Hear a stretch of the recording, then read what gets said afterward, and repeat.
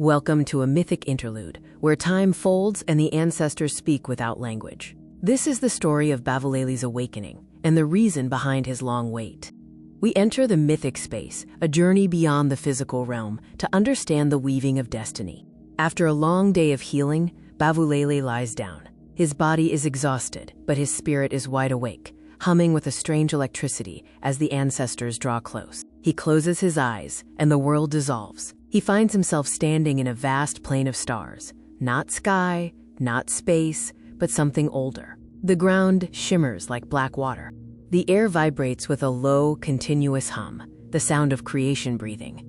A figure emerges from the darkness. It is a being made of shadow and light, memory and fire. Its face shifts constantly, embodying his entire lineage: mother, elder, healer, warrior. The being speaks, Bavulele Kanokaya. You stand in the place before time, the place where destinies are woven. The stars brighten, and threads of light stretch between them, some broken, some tangled, all forming patterns. The being shows Bavuleli his life thread, trembling and thin, knotted with every loss and betrayal, each knot pulsing with pain. Bavuleli, overwhelmed by the sight of his burdens, asks the ancestral guide, "Why did I have to walk alone?" The ancestral being steps closer, ready to reveal the hidden meaning behind his suffering. The being explains, "Your path required silence. You were not being punished, you were being prepared." Bavuleli gasps as the hidden pattern is revealed, the knots of pain aligned perfectly with points of power. Every loss, the being says, opened a door. The council continues.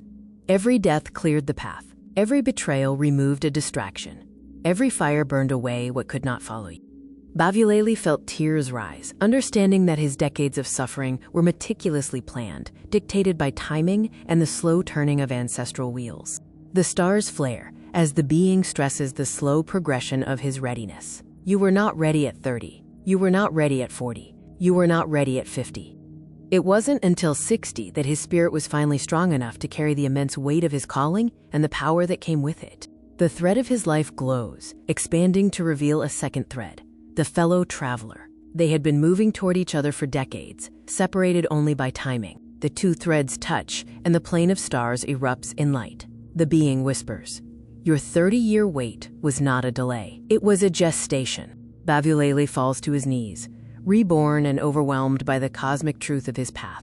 The being kneels with him, declaring, "You are born now, not as the man you were, but as the healer you were always meant to become." Placing a hand on his head, the being gives the final command. "Go back, Bavuleli. The world needs you awake."